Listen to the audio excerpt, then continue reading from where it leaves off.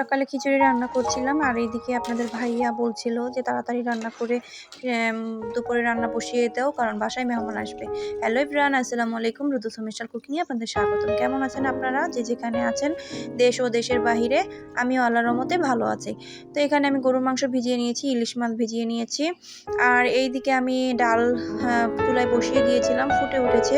আর আমার ভিডিওগুলো ভালো লাগলে অবশ্যই লাইক কমেন্ট সাবস্ক্রাইব করে আমার চ্যানেলের পাশে থাকবেন, আর ফুল ভিডিওটা অবশ্যই দেখবেন। ভিডিওর কোনো অংশ যদি আপনাদের বিন্দু পরিমাণে ভালো লেগে থাকে তাহলে অবশ্যই একটা লাইক দিয়ে যাবেন, আর নতুন যারা আছেন চ্যানেলটাকে অবশ্যই সাবস্ক্রাইব করবেন। আর এইদিকে আপনাদের ভাইয়া বাজার পাঠিয়েছে, মুরগি পাঠিয়েছে আর কিছু শাকসবজি পাঠিয়েছে। তো মুরগি আজকে রান্না করব না। আর এইদিকে ডালটা জাল দেওয়া হয়ে গেছে, এখানে আমি কাঁচামরিচ দিয়ে জাল দিচ্ছি, আর এইদিকে আজকে ডালটা আমি বাগার দিয়ে রান্না করব। তো আমার কথায় কোথাও জড়তা বা ভুল থাকলে অবশ্যই ক্ষমা দৃষ্টিতে দেখবেন। এখানে আমি পরিমাণ মতো তেল দিচ্ছি, পেঁয়াজটাকে ভাজা ভাজা করব। আর এখানে আমি ডালের মধ্যে ধনিয়া পাতা দিয়ে দিয়েছি।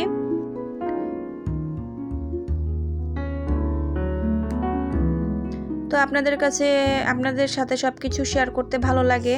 আমি যেহেতু আজকে বাসায় মেহমান আসবে, একটু তাড়াতাড়ি করছিলাম। তো আমার ডালটা রান্না করা হয়েছে, বাগার দেওয়া হয়ে গেছে। এখানে আমি একটা ভাজি করব, আর এই ভাজিটা আমি প্রায় সময় করে থাকি, আমার কাছে খুবই ভালো লাগে, তাই মেহমানদের জন্যই আমি এই ভাজিটা করব। এখানে আমি বাঁধাকপি, সিম, আলু, গাজর আর পেঁয়াজকলি দিয়ে ভাজিটা করে নেব।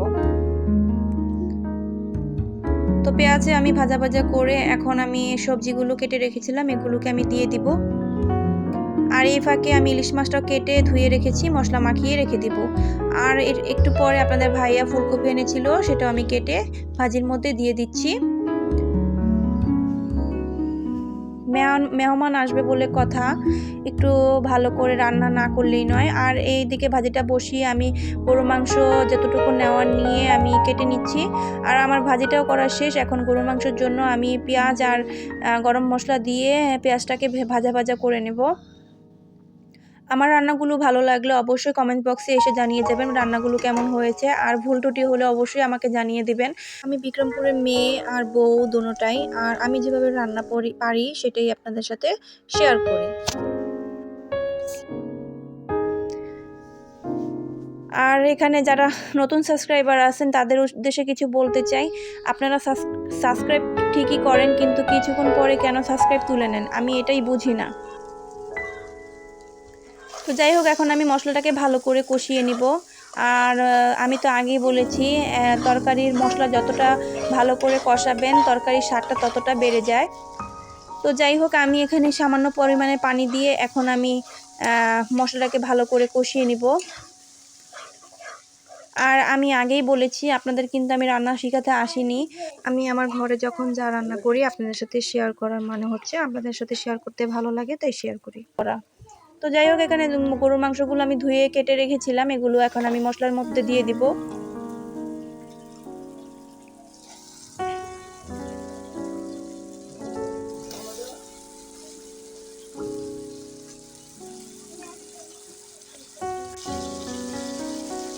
মেহমানদের জন্য তো একটু স্পেশাল ভাবে রান্না করতে হয়।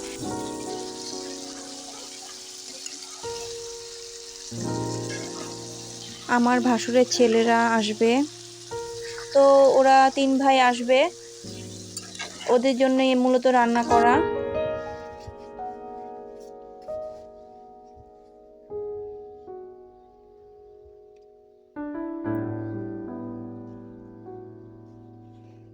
তো গরুর মাংসটাকে আমি ভালো করে কষিয়ে নিব। কিছুক্ষণ নেড়ে আমি ঢেকে রেখে দিয়েছিলাম। এখন গরুর মাংস গায়ে থেকে অনেকটাই পরিমাণের পানি ছেড়ে দিয়েছে, এই পানিটা দিয়ে আমি মাংসগুলোকে ভালো করে কষিয়ে নিব। আর মাংস আর মাছ যাই বলেন না কেন, যত কষাবেন ততই মাংসর স্বাদ বেড়ে যায়।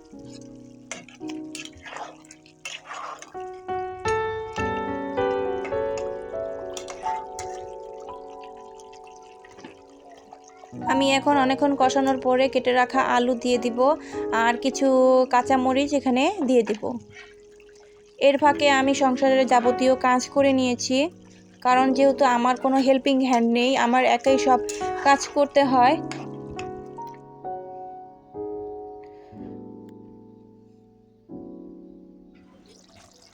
তো যাই হোক, আমি ঢাকনা দিয়ে রান্না হতে দিয়ে আমি ওইদিকে অনেকটা পরিমাণের কাজ সেরে নিয়েছি। ঘর ঝাড়ু দেওয়া থেকে শুরু করে গোছানো থেকে শুরু করে যাবতীয় কাজ করে নিয়েছি। আর এখানে রান্নাটা মাংসগুলো সিদ্ধ হওয়ার দিকে, তাই এখানে আমাদের বিক্রমপুরের সেই শাকটা আমি দিয়ে দিলাম।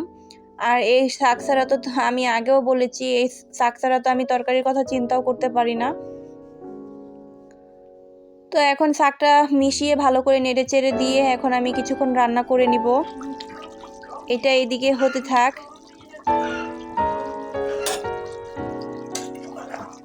যেহেতু আজকে একটু তাড়াহুড়ায় ছিলাম, আর গরুর মাংসটা যেহেতু একটু সময় লাগে হতে, আমি অন্যান্য ছোটোখাটো রান্নাগুলো আগে করে নিয়ে এটা আমি পরে বসিয়েছি।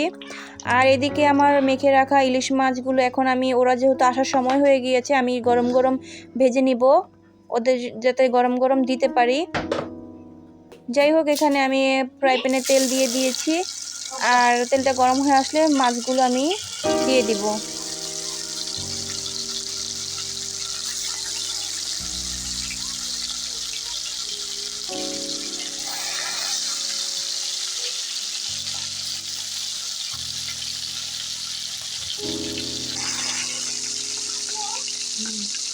এখন আমি এগুলোকে বাদামি কালার করে ভেজে নেব।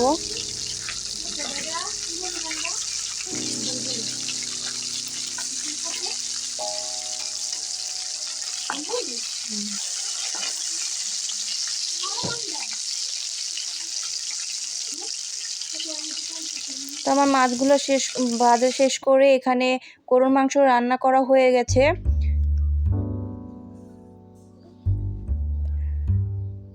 এই তো ওরা এসে পড়েছে, আর আমি এখানে সব কিছু বেড়ে নিয়েছি। তো আজকের ভিডিওটা এই পর্যন্ত। ভিডিওটার লাস্টে চলে এসেছি। সবাই ভালো থাকবেন, আমার জন্য দোয়া করবেন। আল্লাহ হাফেজ।